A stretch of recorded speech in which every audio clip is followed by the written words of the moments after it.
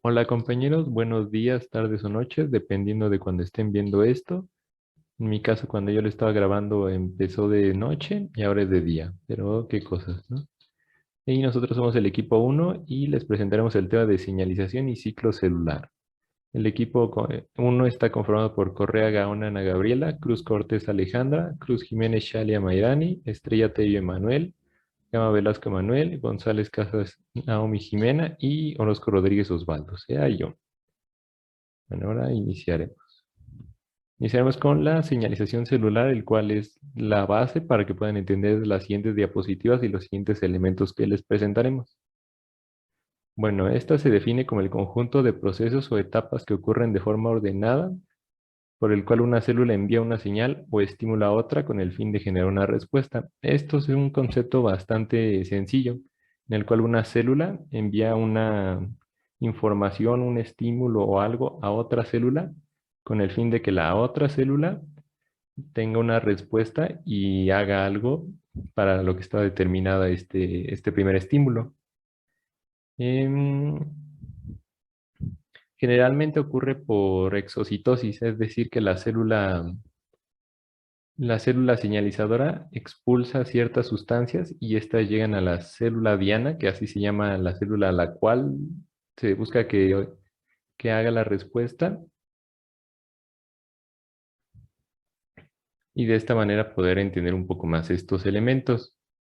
Hay distintos tipos de señalización. En el caso de la local, esta ocurre en el mismo tejido u órgano, las células del mismo tejido u órgano.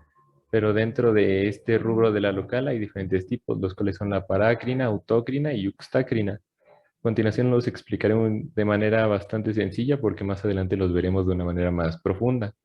En el caso de la parácrina, la célula señal y la diana son de distintos tipos, pero se encuentran cerca. Bueno, en general son de diferente tipo, pero en el mismo órgano o tejido. Pero no siempre tiene que ser así. Lo más importante de este rubro es que se encuentran bastante cerca. En la autócrina, la célula señalizadora y la célula diana son la misma, es decir, la misma célula envía una señal hacia ella misma para obtener una respuesta. En el caso de la yuxtacrina, la célula señalizadora y la célula diana se encuentran prácticamente pegadas, es como si estuvieran así muy pegadas, como están viendo mis manos, pero así envían un estímulo y se obtiene una respuesta con algún fin. También hay uno del tipo endocrino, que es uno de los que conocemos de mejor manera, en el cual se envían estímulos, la célula señalizadora envía estímulos que viajan por torrente sanguíneo y esto llegan a otra célula que puede estar bastante más lejos, o sea, no es tan necesario que esté tan cerca como en el caso de la local. Y también tenemos el ejemplo de la señalización celular del tipo neuronal. Esta también ya la conocemos un poco y es bastante similar a la parácrina, que en esta la parte señalizadora de la neurona lanzará sus neurotransmisores a la parte diana para que reconozca las señales, a la parte de la célula diana. Estos neurotransmisores generalmente pueden ser adrenalina, serotonina o alguno de otro tipo de elementos. Es bastante importante saber que para que la célula señalizadora pueda lograr su objetivo, que es que la célula diana tenga una respuesta, esta célula diana debe de tener un receptor específico para ese estímulo, ese objetivo. Porque si la célula señalizadora lanza su mensaje, su estímulo, y la célula diana no tiene el receptor para poder entenderlo y traducirlo y realizar la respuesta, como se los acabo de decir, no realizará la respuesta, solo se perderá la señal.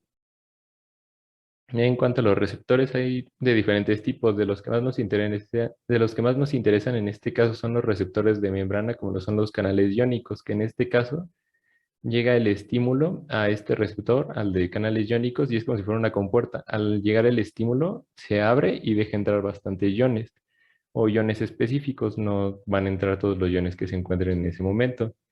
También hay otro tipo que son los receptores acoplados a proteína G, que estos también los conocemos de sobremanera, los vimos en endocrino, y la señal llega a la zona del receptor de 7 dominios transmembranal en la mayoría de las ocasiones. Y en el interior ocurre el proceso con la proteína G, porque sabemos que estos están acoplados a proteína G. Y la proteína G está en dos partes, en la parte alfa y beta gamma. Se separan estas dos zonas y en el caso de la parte alfa, esta es la que activa las proteínas y desencadena la respuesta.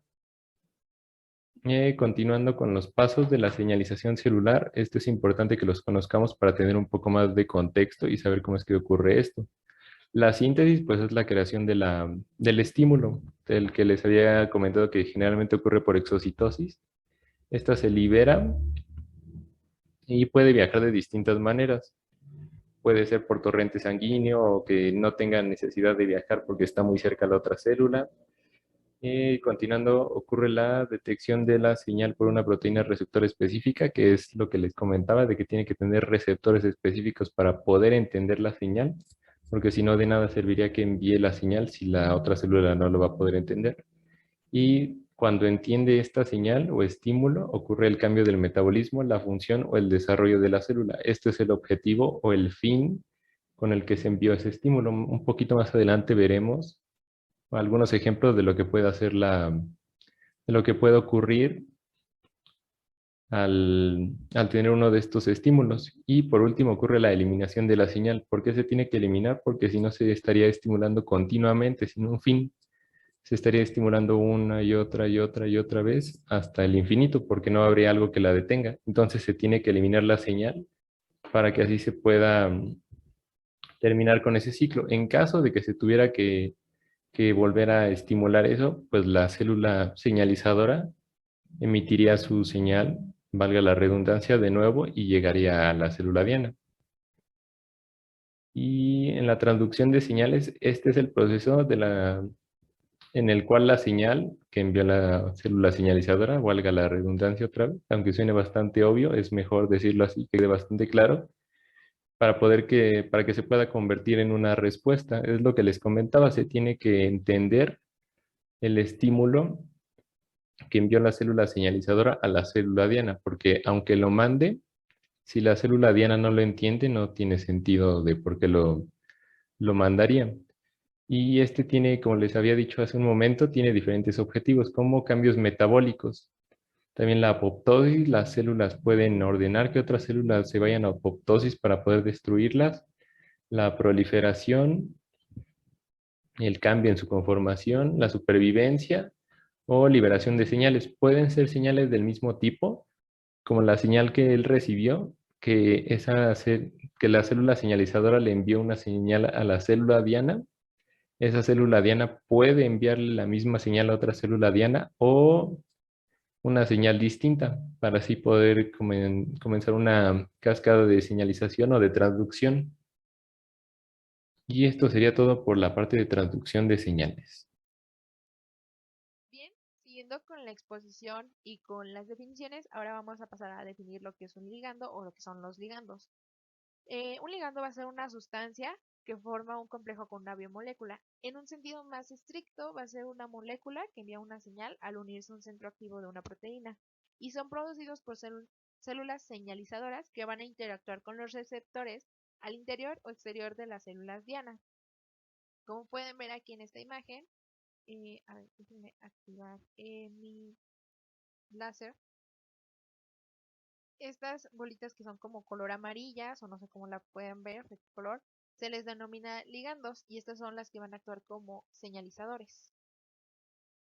Su función va a ser la de transportar o inhibir alguna reacción metabólica. Y bueno, por ejemplo, el ligando de la hemoglobina va a ser el oxígeno, ya que es la molécula que se va a unir al centro activo para poder transportarlo. Y bueno, dos o más células pueden comunicarse entre sí sin estar en contacto directo usando diversas señales químicas. Y los ligandos pueden actuar de tres formas diferentes. Una de esas formas se le denomina autógena y que, como su nombre lo dice, actúan sobre los receptores ubicados en la membrana de la célula que lo produjo, como en esta diapositiva podemos ver. Aquí es el ligando que está saliendo de la misma célula y va a actuar sobre la misma membrana de la célula que le está produciendo. Esto para ayudar a la autorregulación de las funciones celulares. Luego tenemos la paracrina, que este ligando va a ser liberado al líquido intersticial y difunde su señal a las células vecinas, modificando su función, como aquí lo pueden ver. Esto solamente a las células vecinas que tienen cerca, o sea, no más lejos, porque si es todavía más lejos, se le va a denominar endocrina. Y a esta se le va a denominar como tal hormona, que llega al torrente sanguíneo, como lo podemos ver aquí abajito. Esta es una célula endocrina, va a liberar su ligando, va a llegar al torrente sanguíneo y alcanzar células que están alejados del sitio de producción. Acá están sus receptores, como lo pueden ver. Y la selectividad va a estar dada por la presencia de receptores específicos para las moléculas de la célula diana. Si estas células son neuronas, estas van a vertir su neurotransmisor en el torrente sanguíneo, como lo podemos ver, y aquí se va a llamar un mecanismo neuroendocrino. Algunas de las moléculas que actúan como señales intercelulares pueden ser de naturaleza química, que es variada.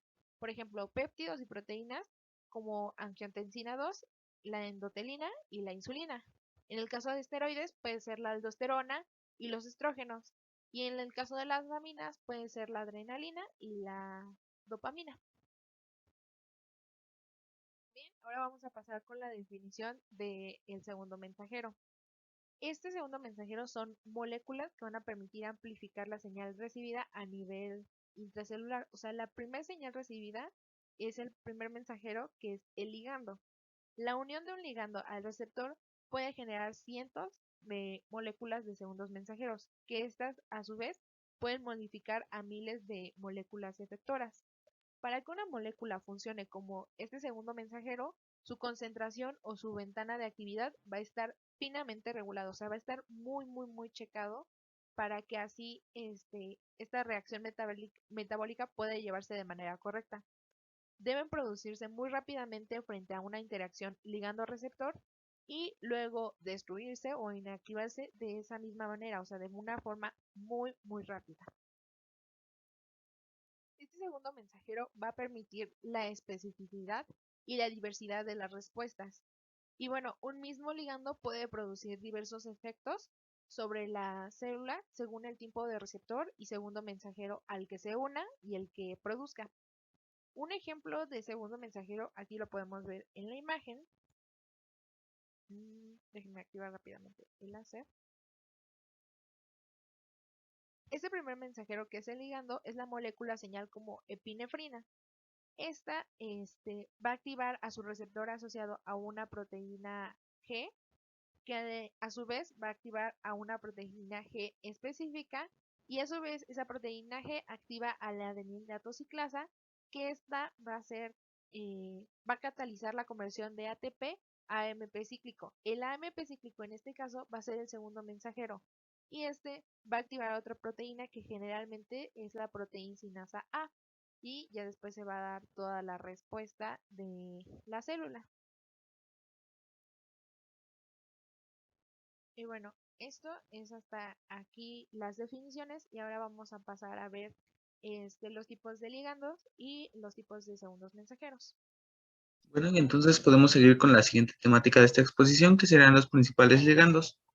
Aquí, antes que nada, se nos hizo importante aclarar que todas las vías de señalización siempre comienzan con un suceso clave, que va a ser la unión de una molécula señalizadora o un ligando a una molécula que va a ser un receptor. Tenemos que tanto receptores como ligandos van a tener muchas formas y diferentes naturalezas, pero tienen algo en común, y esto es que vienen en pares. Es decir, que vamos a encontrar que un receptor va a reconocer de manera específica a ciertos ligandos y se va a unir únicamente con ellos. Y viceversa, un ligando va a unirse únicamente a ciertos receptores específicos.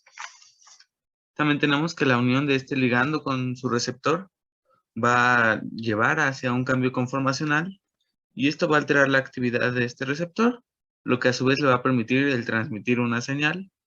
Y bueno, esta señal al final de cuentas va a producir lo que sería una respuesta. Tenemos que tanto al ligando o a esta molécula señalizadora También podríamos denominarla como un primer mensajero. Esto va a ser porque es de la primera célula que va a traer información hacia esta célula diana. Y bueno, este fenómeno lo tenemos esquematizado en la imagen de la derecha, en la que un ligando se va a unir a su receptor y esta unión va a desencadenar el inicio de esta vía de señalización, cuyo punto final va a ser la generación de una respuesta. Bueno, y siguiendo con esta idea de que los ligandos van a tener diferentes naturalezas, podemos pensar en que algunos ligandos serán de naturaleza proteica, algunos otros serán moléculas hidrófobas, e inclusive podemos encontrar algunas moléculas gaseosas que actúen como ligandos. Todas estas características lo que nos van a permitir va a ser que los clasifiquemos en dos grandes grupos. Un grupo serían los ligandos que pueden entrar a la célula y otros ligandos que van a interactuar con receptores que se encuentran en la membrana de la célula. Podríamos decir que son externos a la célula. Y bueno, empezaremos describiendo los ligandos que pueden entrar a la célula. Estos se van a caracterizar porque son pequeñas moléculas hidrofóbicas que van a poder entrar a la célula atravesando la membrana plasmática con cierta facilidad. Y una vez que han atravesado esta membrana, pues se van a poder interactuar con sus receptores, ya sea a nivel de núcleo o del citoplasma de la célula. Tenemos numerosos ejemplos, pero entre los más representativos están las hormonas esteroideas, entre las que encontramos hormonas sexuales como el estradiol o la testosterona, e inclusive la vitamina D. Y bueno, otro ejemplo clave también sería el óxido nítrico, que como conocemos es un gas que va a actuar como un ligando, pero este no va a atravesar la membrana por sus propiedades físico-químicas, podríamos decir, sino que más bien lo va a hacer por su tamaño. Vemos que es una molécula muy pequeña y precisamente este tamaño tan reducido va a ser lo que le va a permitir atravesar la membrana con cierta facilidad. Y es lo que tenemos descrito en el esquema del lado azul, en el que una hormona esteroidea va a atravesar la membrana y una vez dentro del citoplasma de la célula va a encontrar su receptor y una vez que interactúa con él, pues va a desencadenar esta vía de señalización.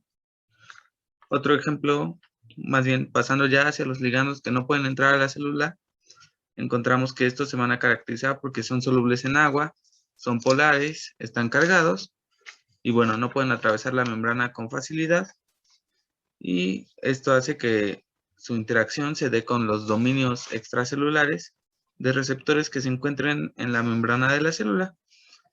Aquí encontramos numerosos ejemplos también, pero la clase más grande y diversa de ligandos de este tipo que encontramos son las proteínas, o bueno, ligandos también de origen o de naturaleza peptídica.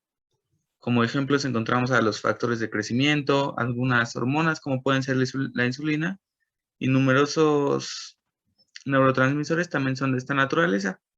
Y de igual forma lo tenemos esquematizado en la imagen del lado derecho, en la que la molécula señalizadora o ligando va a interactuar con la porción externa o, sí, la porción externa de un receptor que se haya ubicado en la membrana plasmática de la célula. Bueno, para finalizar esta temática de los principales ligandos, tenemos esta tabla en la que encontramos numerosos ejemplos de los ligandos que van a estar ordenados acorde a la clase del receptor al que se unen. En este caso, pues, empezaremos con los canales iónicos que van a estar activados por ligandos. Y como ejemplos de ligandos encontramos al ácido GABA, a la glicina, a la acetilcolina, al glutamato y al ATP. Siguiendo con los receptores acoplados a proteínas G, vamos a encontrar moléculas transmisoras como es la acetilcolina o la norepinefrina, algunos péptidos como la oxitocina, la hormona paratiroidea, el neuropéptido gamma, la gastrina, la colecistoquinina, y algunas citocinas, lípidos y moléculas relacionadas.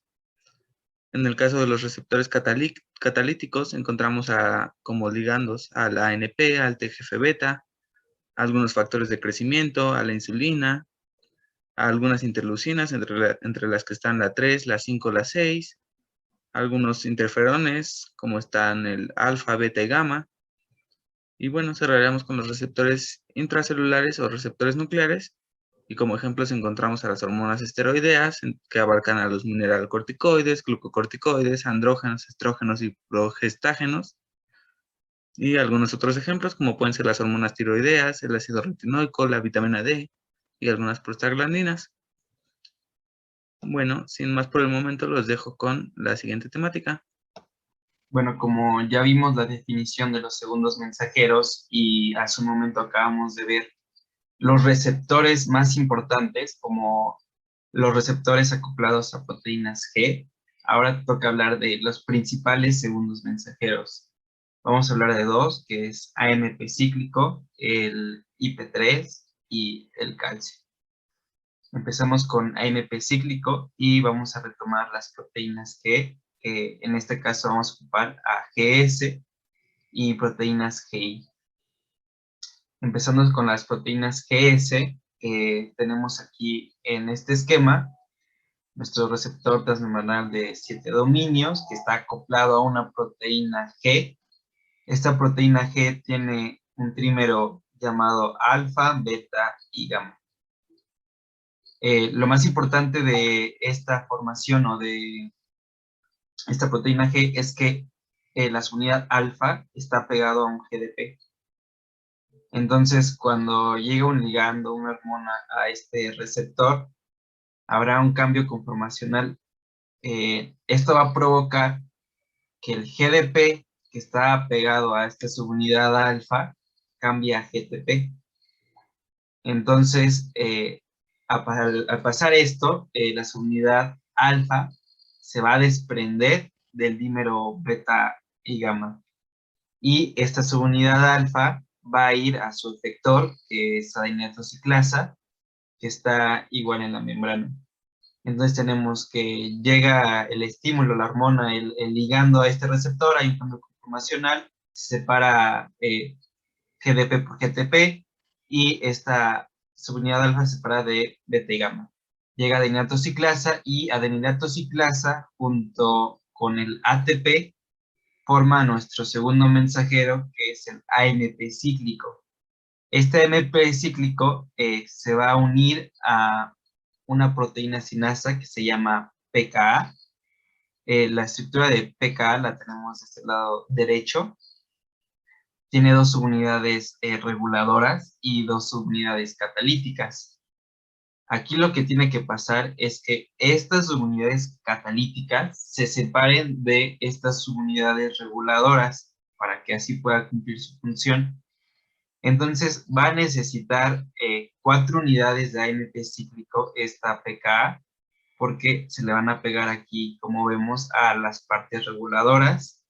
Y al hacer esto, digamos que es como un candado, le pones las 4 llaves y se separan estas subunidades catalíticas.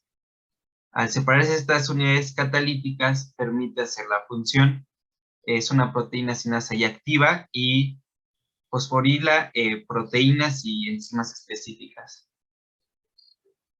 Todo esto, como les dije al principio, es una proteína GS. Lo podemos relacionar GS de estimulación. Y ahora toca la proteína GI, que es de inhibición. Como su nombre lo dice, inhibe esta vía. Entonces, cuando es una proteína GI, no va a haber formación de PKA ni de AMP cíclico y esta vía se va a tapar. Eso es todo de AMP cíclico. Y ahora toca ver IP3 y calcio. IP3 significa inositol trifosfato y el calcio. Entonces, del lado izquierdo tenemos nuestro esquema del IP3. Tenemos nuestra membrana y tenemos ahí el receptor transmembranal. Entonces va a llegar este ligando y en vez de ser la subunidad alfa, vamos a necesitar al PIP2. El PIP2 es fosfatidilinositol bifosfato, que se va a ir a su efector, que en vez de ser adeninatociclasa como en el AMP cíclico, aquí es fosfolipasa C. Entonces, este PIP2 se va a la fosfolipasa C y la fosfolipasa C, junto con el ATP, rompe este PIP2 en dos partes. Lo divide en diacilglicerol y en IP3, que es inositol trifosfato. Entonces, aquí tenemos primero una vía del IP3, que este se va a ir a al retículo endoplasmático liso, donde va a haber unas compuertas de calcio cerradas. Entonces, cuando se acerca este IP3, como si le tocara y les digan, oigan, soy un familiar, abran. Entonces, estas puertas se abren y se libera el calcio. Y por el lado del diacilglicerol, este se va a unir a una proteína quinasa C, y esto va a ser puentes iónicos. Eso es lo importante del IP3. Y del calcio lo tenemos del lado derecho, que tiene gran relación con el IP3, porque para que funcione el calcio, tiene que entrar el IP3 para que abra estos canales de calcio que están en el retículo endoplasmático. Entonces, este calcio liberado se une a la calmodulina y forma el complejo calmodulina. Y bueno, ¿para qué va a servir? Va a servir para la activación de enzimas sinasas, para la mediación de efectores genómicos y para efectos de fosforilación. Y entonces, aquí ya abordamos a nuestros principales segundos mensajeros, que es AMP cíclico. Aquí, nada más de repaso, MP cíclico necesita de anilatosplasa, mientras que IP3, bueno, PIP2 necesita de fosfolipasa C para formar el IP3. Bueno, ahora vamos a continuar con el ciclo celular. Y para empezar, como sabemos, casi todas las células del cuerpo humano experimentan el proceso de división celular, mediante el cual se reproducen a sí mismas.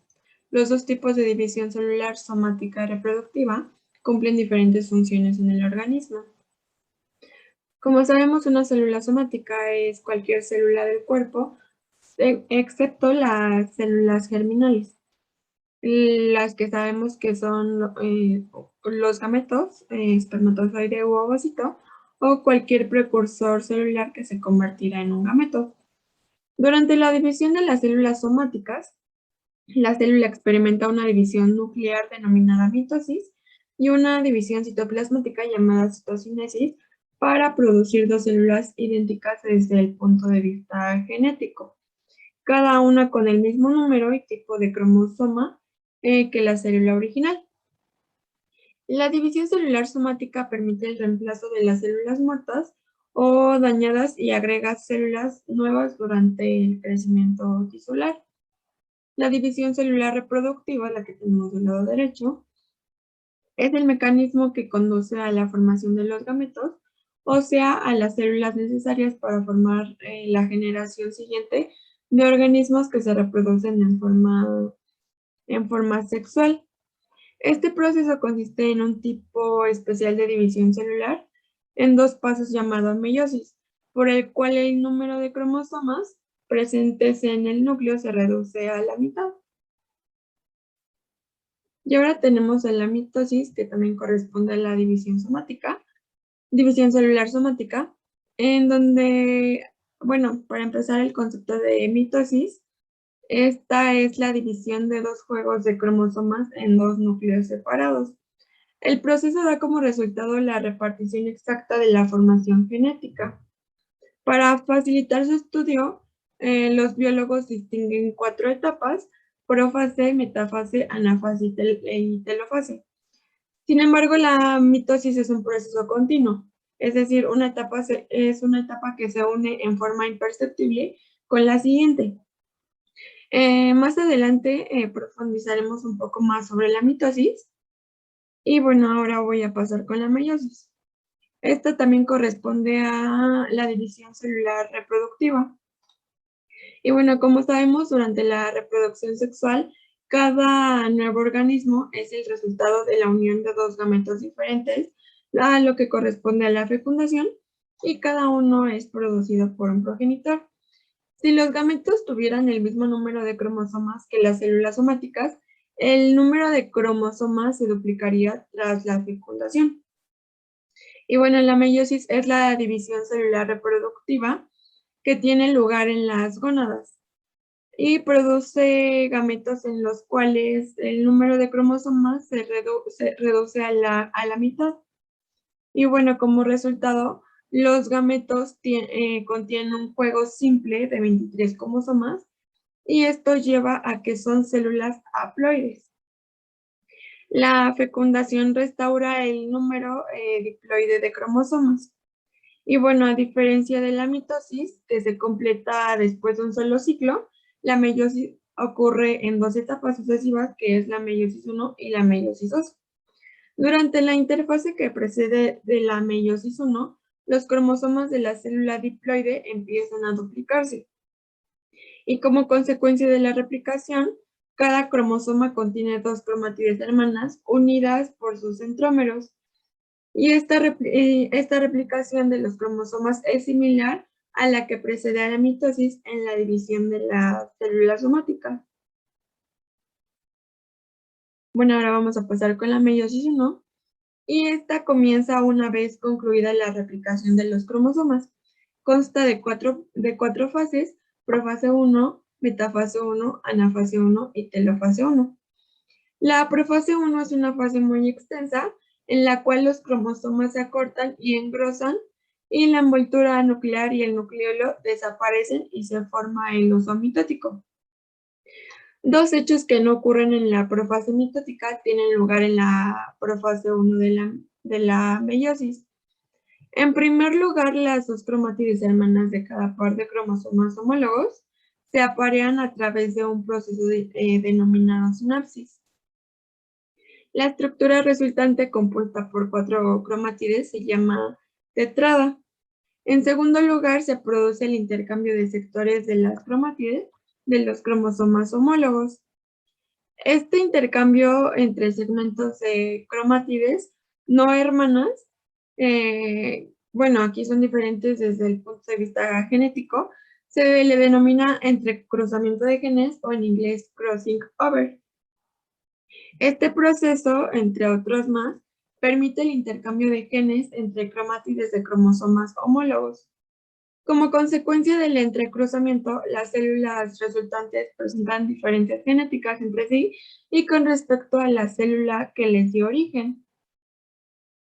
El entrecruzamiento produce recombinación genética, bueno, esto se refiere a la formación de nuevas combinaciones de genes y es responsable en parte de la gran variabilidad genética entre los seres humanos y otros organismos que también producen gametos por medio de la meiosis.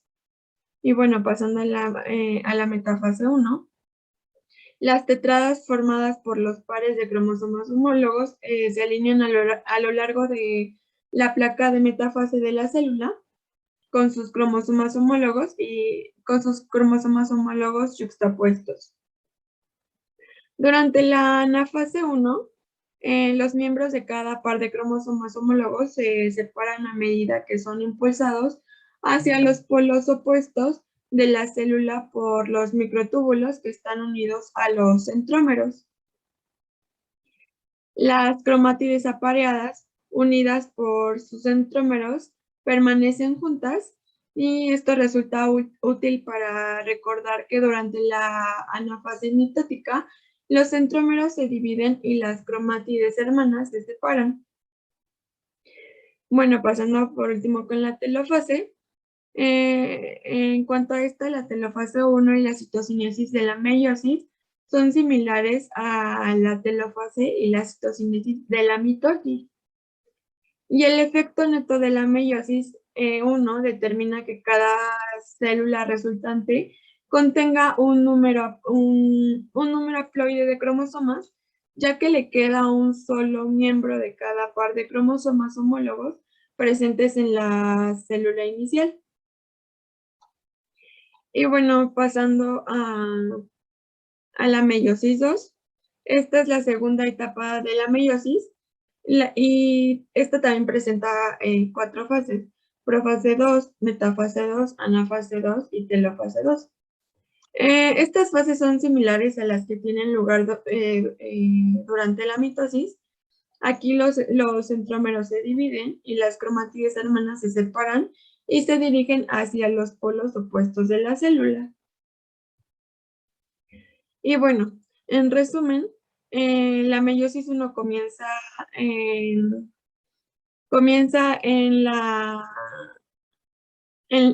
comienza con una célula diploide y termina con 2 células, cada una con un número haploide de cromosomas. Durante la meiosis 2, cada una de las 2 células haploides formadas durante la meiosis 1 se divide y como resultado neto se forman 4 gametos haploides con información genética diferente de la célula diploide que dio inicio a todo este proceso. Y bueno, esta imagen muestra la comparación entre la mitosis, que está del lado izquierdo, y la meiosis del lado derecho, ambas a partir de una célula que tiene dos pares de cromosomas homólogos. Las fases de la meiosis 2 y de la mitosis 2 son similares. Vamos a hablar acerca de la interfase. La interfase es una etapa del ciclo celular en la cual la célula se prepara para entrar a mitosis. Se divide en 2 etapas principalmente, lo que es la interfase, que es la fase de preparación, y como tal la fase de mitosis. En la fase de síntesis o fase S, lo que pasa es que se duplica el material genético, y las fases de intervalo, que son G1 y G2, nos da una parte de metabolismo activo, en la cual principalmente se va a incrementar la producción de proteínas y se aumenta el tamaño de los organelos para que cuando se haga la división, las células mantengan su integridad en cuanto a tamaño. Adicional al ciclo celular, lo más importante de esta etapa es lo que se conoce como los puntos de restricción. Los puntos de restricción o puntos de control son precisamente las fases en las cuales se analiza la viabilidad del material genético para continuar o no hacia mitosis, que es lo que se mira en el siguiente diagrama. Muy bien, entonces, en el esquema de la izquierda, comenzamos a ver lo que se conoce como el primer punto de control. Los puntos de control o puntos de restricción son un retén donde se revisan las características del medio y de la célula en sí misma para pues mirar si es viable o no el que continúe a mitosis, ya que si hay algún error, pues obviamente este va a ser transferido hacia las células hijas. En este caso, esta señalización está dada por distintas fosfoproteínas. Estos puntos, el primer punto de control se encuentra al final de la etapa G1 y se encarga de validar que el material genético no tenga errores y que los medios extracelulares sean adecuados. En este caso, durante la fase G1, durante la fase G1 se revisa que la célula haya crecido lo suficiente. Y en este caso, el principal participante es el complejo CBK2 ciclina, que se encarga de reactivar la proteína RB y favorece el trabajo de las señalizaciones E2F para que estén listas las enzimas que son necesarias para comenzar la síntesis del ADN. Los encargados de la inhibición en este punto de control son un factor de transcripción y las proteínas P53 y P21, en ese orden. La P53 es uno de los más conocidos supresores de tumores que usualmente se encuentran en la célula, pero es muy inestable en condiciones normales porque se encuentra unido a otra proteína que funciona como un marcador para que la P53 se degrade. Pero si existe una lesión en el ADN, estas enzimas se activan, por lo cual ayudan a separar la P53 de su marcador y hay una mayor concentración de P53 al estimular la síntesis de P21 que promueve la unión de CBK2 y de ciclina E, inhibiendo la acción del complejo, que es como se mira en el siguiente esquema. En la fase de la izquierda se nota cómo se une y cómo va promoviendo este punto de control. Entonces, la célula, si en este caso se activa el complejo, de CDK2 y ciclina E, la célula entonces no puede entrar a la fase S. La fase S como tal no tiene un punto de control. Sin embargo, algunos autores consideran que sí lo hay. Es indispensable, como ya habíamos comentado, la presencia del complejo CDK2 ciclina para que la síntesis de ADN se lleve a cabo. Durante la fase S, el ADN se replica. Para ello, pues se necesita una maquinaria o una estructura adecuada.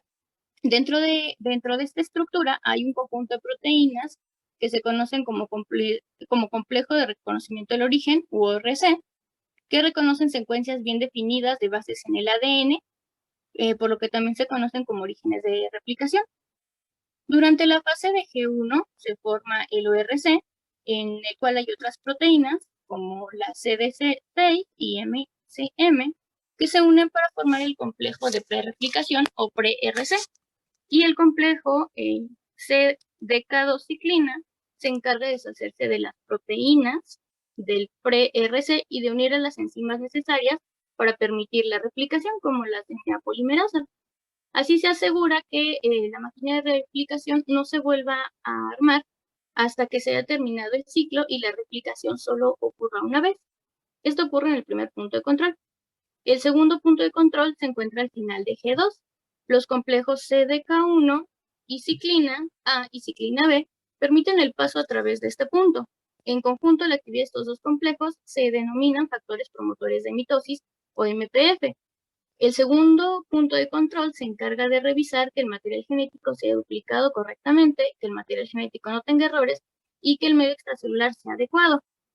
En el medio extracelular pueden influir distintos factores, como por ejemplo factores mutágenos que pudieran promover algún error. Se sabe que una vez activado el complejo CDK-ciclina, este lleva tareas indispensables durante las primeras fases de la mitosis. Es decir, que los complejos CDK1, ciclina A y ciclina B inducen el ensamble del uso mitótico y también tiene que asegurarse que los cromosomas se unan a este adecuadamente. Además, participa en la condensación del material genético, activando un conjunto de proteínas conocidas como condensinas, que desensamblan la envoltura nuclear y fosforilan las láminas nucleares, arman nuevamente el citoesqueleto celular y reorganizan el aparato de Golgi y el retículo endoplasmático. En este punto también actúa P53, que como ya habíamos comentado, detecta las alteraciones en el ADN y desencadena la activación de P21, encargada de la inhibición de cualquier complejo CDK 1, 2, 4 y 6 ciclina. Bueno, ahora continuando con la mitosis, vamos a ver que el eje central de la mitosis consiste en separar o en dividir de manera equitativa los cromosomas. Estos ya van a estar pues replicados, que fue lo que vimos en la fase S que vimos anteriormente, con la finalidad de que cada célula hija reciba una copia idéntica del genoma. Esta va a ser una etapa del ciclo celular en la que la célula da la mayor parte de su actividad metabólica y presta una falta relativa de respuesta a estímulos externos debido a que va a estar dedicada toda su energía en la separación cromosómica. Bueno, vamos a recordar un poquito que en el ciclo celular lo vamos a dividir en interfase y en mitosis. Entonces, la interfase va a estar a su vez subdividida en G0, G1, S, G2 y igualmente la mitosis la vamos a poder dividir. Y esta va a estar dividida en cinco fases, llamada profase, prometafase, que en esta parte no se ve, pero la podemos encontrar entre la profase y la metafase. En esta parte de aquí es donde se va a dar la metafase, anafase, telofase y acompañadas de un proceso denominado citocinesis, en la cual la célula en división se separa en dos. Entonces vamos a tener el reparto completo y exacto del material genético. Es decir, vamos a tener al final la división de estas dos células y vamos a tener un material genético idéntico a la progenitora. Y bueno, igualmente como recordatorio vamos a ver que los centrosomas están compuestos por microtúbulos unidos al centriolos, que están localizados perpendicularmente y rodeados de enzimas que son las que controlan el movimiento de los microtúbulos, y pues esto va a ser importante porque a su vez van a poder tener el control del movimiento de los cromosomas más adelante. La cromatina es el ADN asociado a histonas, que son proteínas y que pueden ser modificadas y hacen que el ADN se enrolle sobre sí mismo para formar una cromátida. Entonces, aquí vamos a ver que la cromátida va a estar conformada por cromatina y que dos cromátidas, dos palitos de estos, un palito es una cromátida. Entonces, dos palitos de estos unidos van a formar el cromosoma. Y pues aquí esto va a ser importante porque bueno, ahorita ya entrando de lleno a la profase, durante la profase los cromosomas replicados se condensan y se preparan para separarse. Y el uso mitótico comienza a formarse, pero afuera del núcleo. Este uso mitótico vamos a tener en cuenta que los centrosomas hacen crecer los microtúbulos para alargarse y separarse. El uso mitótico entonces va a ser el conjunto de microtúbulos. Aquí en esta imagen vamos a ver que el centrosoma son estas cositas de aquí. Recordemos que el centrosoma está compuesto por dos centriolos y estos microtúbulos son estas rayitas. Entonces el conjunto de todas estas rayitas va a ser el uso mitótico. Estos se van a empezar a alargar en esta profase y bueno, también tenemos que la envoltura nuclear se va a romper, el citoesqueleto se desensambla, el aparato de Golgi y el retículo endoplásmico se fragmenta y la envoltura nuclear se va a dispersar, lo que marca el inicio de la siguiente fase, que es la prometafase. En esta fase se forma el uso mitótico definitivo que permite a los microtúbulos del uso entrar en contacto con los cromosomas, mismos que se mueven a una posición en el centro de la célula, como lo estamos viendo en la imagen. Entonces, los microtúbulos se van a unir al cinetocoro, que son como unas partecitas del cromosoma, que las estoy mostrando en esta parte, y que son importantes, ya que gracias a esta unión vamos a poder controlar y mover las partes del cromosoma o las partes del cromosoma a diferentes secciones de la célula.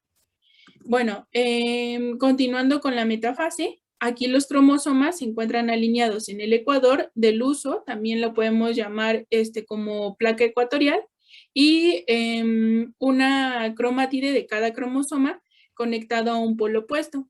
El plano de alineación de los cromosomas se conoce como placa de la metafase, y el uso mitótico de la célula en la metafase se encuentra alineado y organizado para separar los cromosomas duplicados. Aquí los microtúbulos del uso en esa fase tienen la misma polaridad, pero funcionalmente se van a dividir en tres grupos, que es lo que estamos viendo aquí. Estos tres grupos de los microtúbulos van a ser, bueno, iniciando con los astrales, que irradian hacia afuera a partir de los centrosomas en la región situada por fuera del cuerpo del uso, y es probable que ayuden a la colocación del aparato del uso y dentro de las células y determinen pues el plano de la citocinesis, ya que estos microtúbulos astrales se van a alargar o se van a ir, se van a ir alargando hacia los diferentes polos y pues va a ocasionar que la célula se vaya haciendo de una manera ovalada y pues va a ayudar a la citocinesis, que pues va a ser la división de la célula que vamos a ver más adelante. Por otro lado, los microtúbulos cromosómicos que se extienden desde el centrosoma hacia una estructura proteica localizada en el centrómero del cromosoma, que estábamos viendo que era el cinetocoro, van a estar conectados exactamente en el cromosoma, entonces son muy fáciles de recordar. Los microtúbulos cromosómicos pues son los únicos que van a estar unidos al cromosoma. Por último, los microtúbulos polares, también denominados interpolares, que se extienden desde el centrosoma hasta pasar los cromosomas. Aquí estos no van a estar conectados a los cromosomas, pero sí van a pasar un poquito hacia el otro lado de la parte donde están alineados los cromosomas. Y bueno, vamos a ver también que las dos cromátides hermanas de cada cromosoma replicado se comprimen una contra otra a lo largo de las superficies internas y aparentemente se mantienen juntas para que las proteínas de pegamento no cromosómicas las vamos a denominar coenzinas. Pues esto es justamente lo que los va a mantener unidas. Y pues esto va a ser importante porque en la anafase inicia cuando se separa de forma sincrónica y súbita las cromátides hermanas y se acompaña de la liberación de las proteínas de pegamento dentro del citoplasma.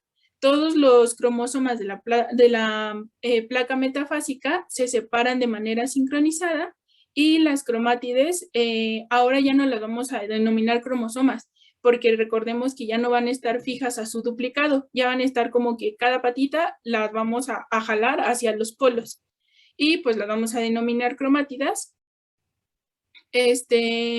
Van a iniciar su migración hacia los polos. El movimiento de cada cromosoma hacia un polo se acompaña del acortamiento de los microtúbulos fijos en el cinetocoro. Entonces los microtúbulos se van a ir haciendo más chiquitos para poder jalarlos hacia los polos. En esta imagen no se muestra tan bien, pero en la imagen de abajo podemos ver que la célula se estrecha o se alarga y eso da el inicio o la preparación de lo que vendrá más adelante, que es la citocinesis. Y bueno, en la telófase todo concluye o el chiste de esta telófase es volver a realizar todo a su estado original, solamente que va a estar duplicado. Durante esta fase, las cromátidas se acercan a sus respectivos polos y tienden a reunirse en una sola masa, marcando el inicio de la etapa final de la mitosis. La envoltura nuclear se construye conforme las vesículas membranosas se unen a la superficie de los cromosomas y luego funcionan lateralmente para formar una cubierta de doble membrana cada vez más grande.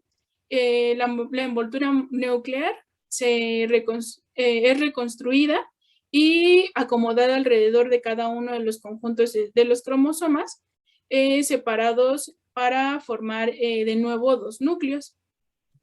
Y pues aquí vamos a ver que en esta fase podemos también encontrar un anillo de actina que va a ser importante porque gracias a este anillo de actina en la citocinesis, que es la siguiente fase, va a ayudar a la división.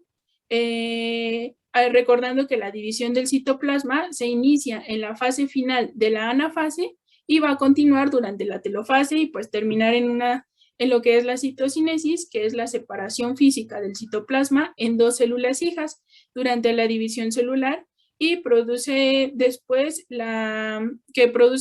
la carcinogénesis al final de la telofase.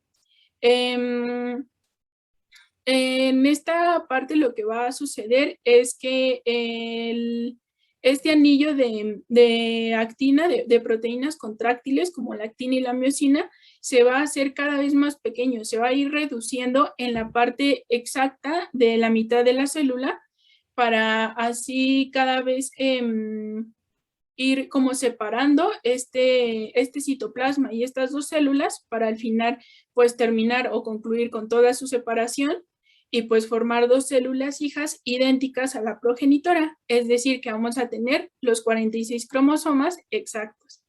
Y pues bueno, este sería como el final de lo que es la mitosis y pues muchas gracias por su atención, esto sería todo por nuestra parte.